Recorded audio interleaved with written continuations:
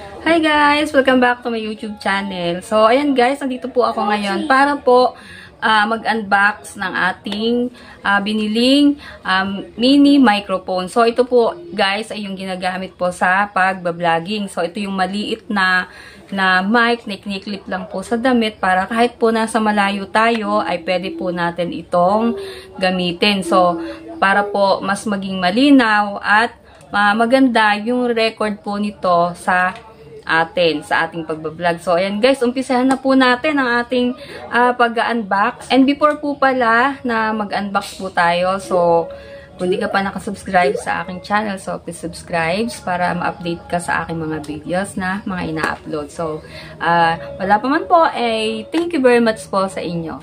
So, ayan, umpisahan na po natin. So, yung ating biniling mini microphone. So, sa Lazada ko po ito binili. So, ayan, i-unbox na po natin.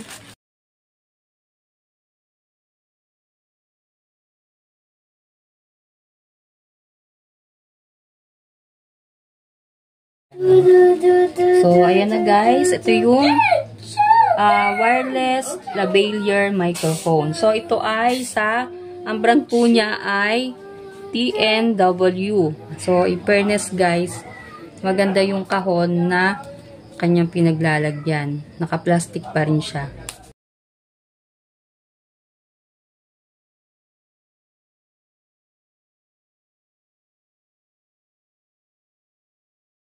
Ito yung laman ng ating kahon. So, meron siyang dalawang microphone.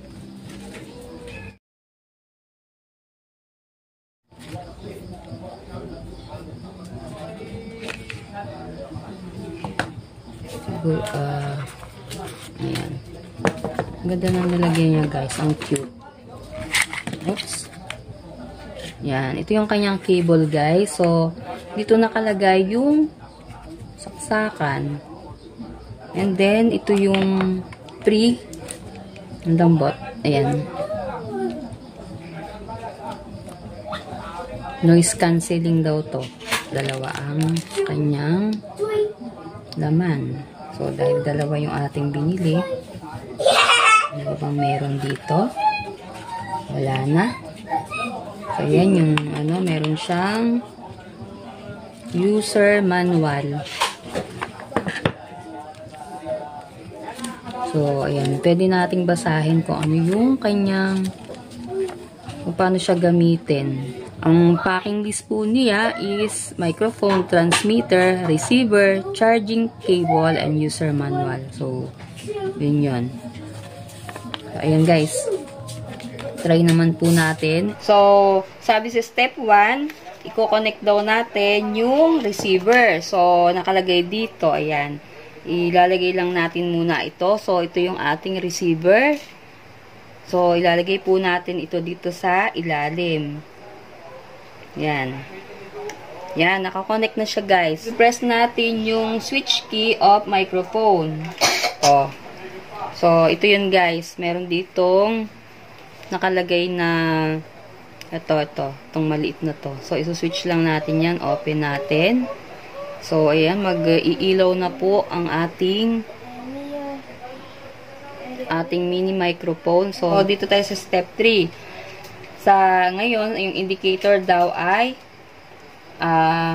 mag-re-receive. So, i-open daw natin ang ating phone camera. So, pagka-open natin, may nalimutan yata tayo dito. So, kailangan pala muna natin na i-open yung ating OTG dun sa step 1. So, back muna natin yan. Punta muna tayo sa ating OTG. So, makikita natin yun guys ay sa ating setting. So, punta tayo sa setting. So, pwede dito magdiretso or pwede din po dito sa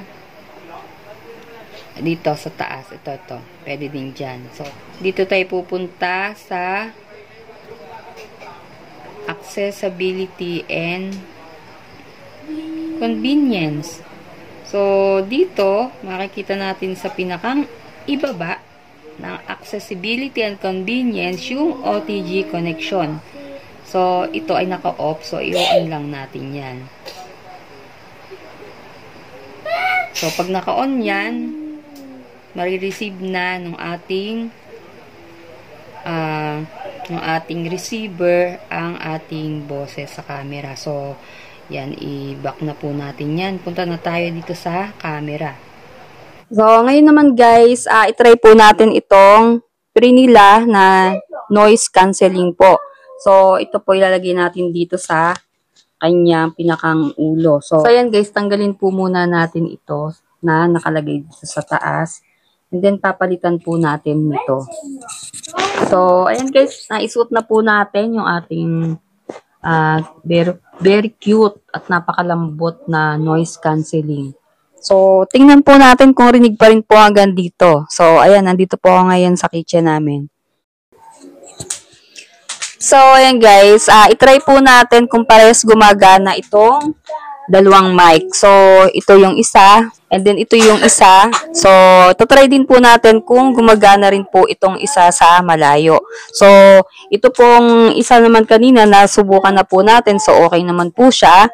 So, make sure lang po natin na naka-on po yung green na kulay. So, para make sure po natin na marirecord po ang ating boses. So, ganito kalayo ang sagap ng ating mini microphone. And then, ito po yung isa. So, okay naman po ito kanina. So, I hope na okay pa rin po siya ngayon. So, ayan, lapit na tayo guys. Hello po sa inyo. So, ayan guys, parehas pong gumagana ang ating mini microphone. So, ganun din po ang ating receiver. So, kung mapapansin nyo po, itong kanyang USB Type-C na cable ay isa lang yung saksakan niya, pero dalawa ang kanyang suksukan. So, ito po ay ginagamit sa pag-charge po ng ating mini microphone. So, ayan, dito po siya sinasaksak. Ito, dito po, ayan, dito. Kung maglolobat na po siya, so, isasaksak lang natin doon at hahanapan po natin siya ng plug. Pag nag-charge po siya is red light po ang kulay niya. So, mamaya tingnan po natin after ng charging niya kung ano na po yung kulay na lalabas after po na ma-full charge siya. Ayan guys, ito yung kanyang receiver. So, pag nag-charge po siya, nailaw po siya ng ganan. So, hindi po siya red light. So, I think full charge pa po siya. Pero mamaya, after a minute, tingnan po natin kung mag-iiba pa po ang kanyang kulay after po na siya ay mag-charge. Kapag fully charged na po siya, kusa na lang pong namamatay yung ilaw.